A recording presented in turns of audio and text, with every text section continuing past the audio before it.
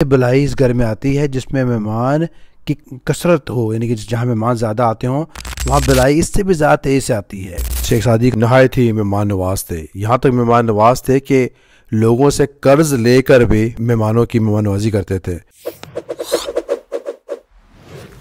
مہمان نوازی کی بہت ساری برکات ہیں۔ رسول اللہ صلی اللہ علیہ وسلم فرمایا کہ جس طرح چھری اونٹ کے کوہان کی طرف چلتی ہے، یعنی کہ جب ذبح کرتے ہیں اور کسی تیز چلتی ہے، اس سے بھی زیادہ تیزی سے بلائی اس گھر میں آتی ہے جس میں مہمان کی کثرت ہو، یعنی کہ جہاں مہمان زیادہ آتے ہوں وہاں بلائی اس سے بھی زیادہ تیزی سے آتی ہے۔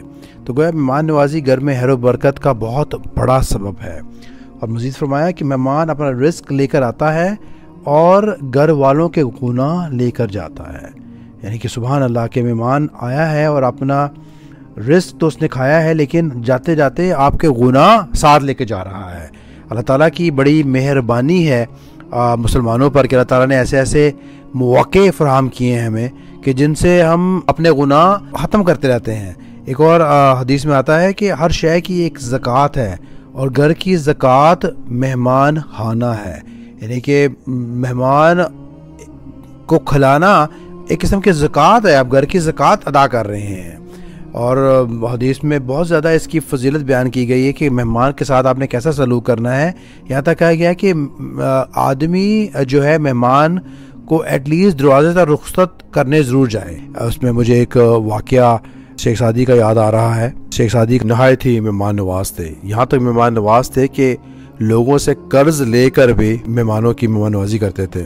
ایک دفعہ سب جو قرضہ لینا تھا اکٹھے ہو کے آپ کے پاس آ گئے اور تقاضا کیا کہ کافی عرصہ ہو گیا ہے قرضے کا، آپ واپس نہیں کر پا رہے، تو ہمیں آج واپس کرنا ہے ورنہ ہم واپس نہیں جائیں گے۔ شیخ سعدی پریشان تھے کیا کریں۔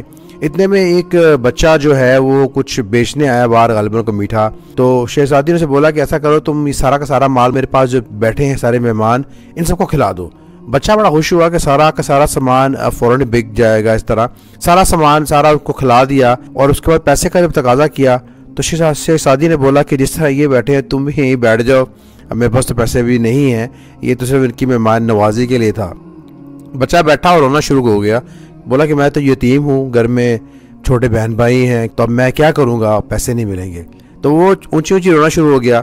روتے روتے اچانک سے شیخ سعدی کا ایک مرید آیا اور آپ کی نظر اس نے 400 دینار ہتھیا کیا، تو آپ نے وہ 400 دینار لیا، سب کا قرضہ اتار دیا، اس بچے کا قرضہ بھی اتار دیا، تو سب بخوشی وہاں سے نکل پڑے۔ لیکن ایک قرضدار رک گیا جو سمجھدار تھا، وہ بولا کہ شیخ سعدی یہ کیا معاملہ ہوا، ہم کتنے عرصے سے پیسہ مانگ رہے ہیں لیکن مل نہیں رہا اور آج جب ملا سب کو مل گیا۔ تو شیخ سعدی نے بڑا زبردست جواب دیا، بولے کہ تم میں سے کوئی بھی رونے والا نہیں تھا، آج جو بندہ جسے پیسے لیے بچہ وہ رونے والا تھا اور اللہ نے اس کی پکار کے بدلے تم سب کا قرضہ بھی اتار دیا۔ تو اللہ کے نزدیک رونے کی بڑی اہمیت ہے، اللہ کے نزدیک آنسو کی بڑی اہمیت ہے۔ حدیث میں آتا ہے کہ آنسو کا ایک قطرہ جہنم کی آگ کو بجھانے کے لیے کافی ہے۔ اللہ تعالیٰ ہمیں وہ آنکھ دے جو اللہ کے لیے رو سکے، اللہ تعالیٰ ہمیں وہ دل دے جو اللہ کے لیے رو سکے، گڑ گڑا سکے، کیونکہ اللہ کے آگے روئیں گے، مانگیں گے تو ہر معاملات جو ہیں وہ ٹھیک ہوں گے۔ خیر بات مہمان نوازی سے کہیں اور نکل گئی، لیکن بالکل یاد رکھنے کی ضرورت ہے کہ مہمان بے شک اللہ تعالیٰ کی رحمت ہے، اور ہمیں خیال رکھنے کی ضرورت ہے کہ گھر آئے مہمان کو کھانے پینے کے لیے پوچھنا بھی آدھا انکار ہے، کیونکہ بغیر پوچھے جو کچھ دستیاب ہو اس سے ہم نے پیش کریں، اس سے گھر میں برکت بھی آئے گی اور اللہ کا خوب راضی نامہ بھی ملے گا ہمیں انشاءاللہ تعالیٰ۔